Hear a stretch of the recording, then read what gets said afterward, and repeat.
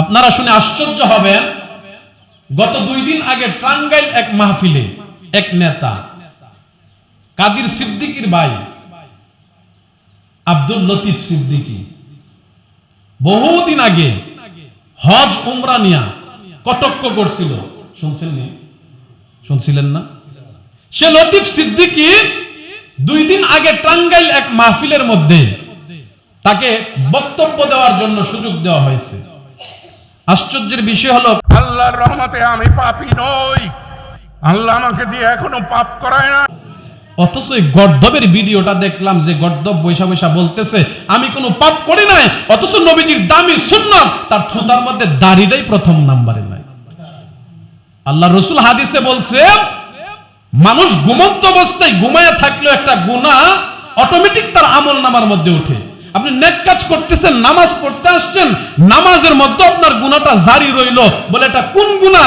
যেই গুনাহটা দাড়ি কাটার দ্বারা হয়, দাড়ি চাষার দ্বারা হয়, সেই গুনাহটা আপনি নামাজ পড়তেছেন, ঘুমায়া রইছেন, খাবার খাইতেছেন, ভালো কাজ বৈধ কাজ করতেছেন, তার ভিতরেও সেই গুনাহটা অটোমেটিক চালু থাকে।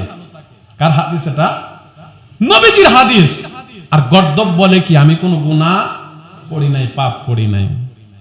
আরে গুনাহ তো এক প্রকার একটা নিফাকি আর নিকৃষ্টতা। তার চেয়ে বড় নিকৃষ্টতা হলো গুনাহকে গুনাহ না মনে করা। বড় ভয়ানক কাজ। গুনাহকে গুনাহ মনে না করাটা বড় ভয়ানক কাজ।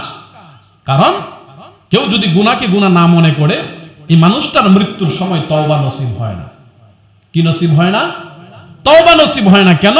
কারণ সে তো গুনাহকে গুনাহ মনেই করে না। তো লতিফ সিদ্দিকী তো দাড়ি কাটা দাড়ি চাষাটারে তার ভাষ্য অনুযায়ী গুনাহই মনে করে না। এ কথা এটা সত্য।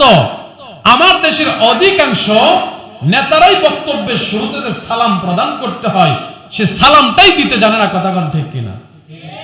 দেখবেন মাইকটা হাতে নিয়ে আসসালামু আলাইকুম কয় কিনা, এটা কি সালাম? সালাম মানে কি? শান্তির দোয়া করা। আসসালামু আলাইকুম ওয়া রাহমাতুল্লাহ, আল্লাহ তাআলা আপনাদের উপর শান্তি রহমত, এটা শান্তির দোয়া।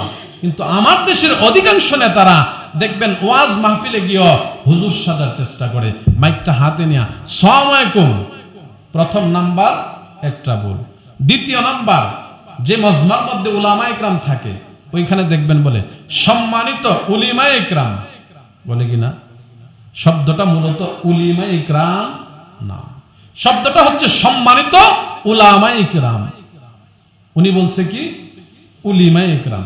ব্যবধান আছে না নাই? দুইটার মধ্যে ব্যবধান হয়েছে কিনা? আশ্চর্যের বিষয়, ওই শিক্ষিতদের ডক্টরকে আমরা ডক্টর বলতে পারি, ইঞ্জিনিয়ারকে ইঞ্জিনিয়ার বলতে পারি, ব্যারিস্টারকে ব্যারিস্টার বলতে পারি, ওসিকে ওসি বলতে পারি, এসপিকে এসপি বলতে পারি, ম্যাজিস্ট্রেটকে ম্যাজিস্ট্রেট বলতে পারি।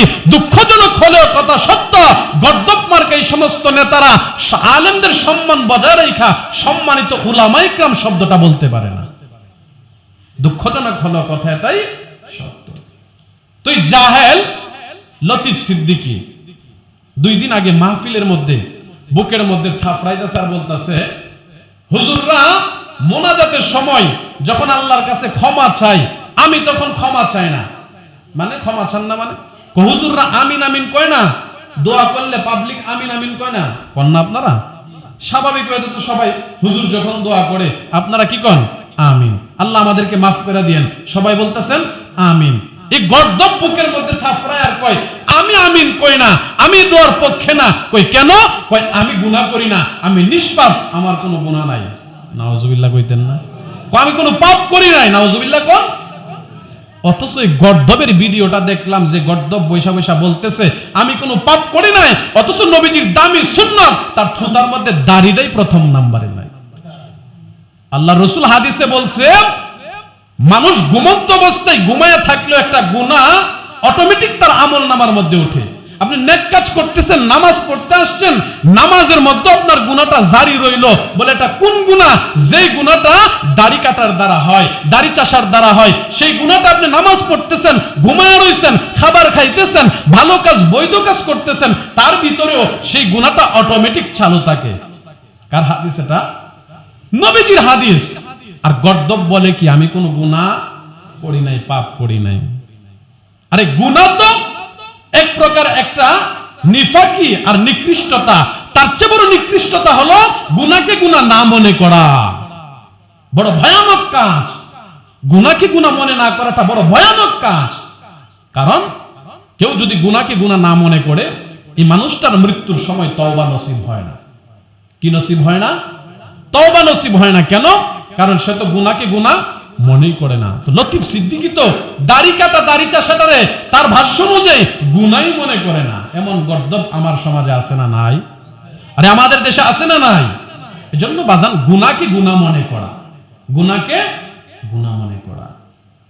আপনার আমার নবী মুহাম্মদুর রাসূলুল্লাহ সাল্লাল্লাহু আলাইহি ওয়াসাল্লাম এই গুনাহ থেকে মানুষকে বাঁচানোর জন্য, নিফাকি থেকে বাঁচানোর জন্য, গায়রুল্লাহর পূজা থেকে ফিরায়া এক আল্লাহর ইবাদত করার জন্য, মাছের পূজা, লিঙ্গের পূজা, গাছের পূজা, দেবদেবীর পূজা ছাড়ার জন্য, এক আল্লাহর উপর ঈমান আনার জন্য মক্কার বেঈমান কাফেরদেরকে যখন দাওয়াত দিতে শুরু করলো, দলে দলে যখন মানুষ মুসলমান হইতে লাগলো। গত জুমায় আপনারা শুনছিলেন মক্কার আরবের মধ্যে যে একটা বাৎসরিক বাণিজ্য মেলা হইতো, সে বাণিজ্য মেলার মধ্যে আল্লাহর নবী যখন দাওয়াত দিল, বেশ অংশ মানুষ আল্লাহর নবীর হাতে হাত রাইখা কালেমা পড়া মুসলমান হয়ে গেছে। গেছে কি না? অধিকাংশ মানুষ কালেমা পড়া যারা মুসলমান হয়েছে তারা মদিনায় গেছে। বলেন কোথায় গেছে? মদিনায় গেছে। মদিনায় গিয়া তারা দিন প্রচার করতেছে। আরে তারা যদি বিবি বাচ্চা ত্যাগ না করে, ঘর সংসার বাড়ি এলাকা ত্যাগ না করতেন, তাহলে আজকে আমাদের এই দূর বাংলাদেশে, এই সুদূর বাংলাদেশে তার কালেমার দাওয়াত, দিনের দাওয়াত আসতেন না। তারা ত্যাগ স্বীকার করছেন বিদায় দিনের দাওয়াত আজকে আমাদের কাছ পর্যন্ত এসে পৌঁছাইছে।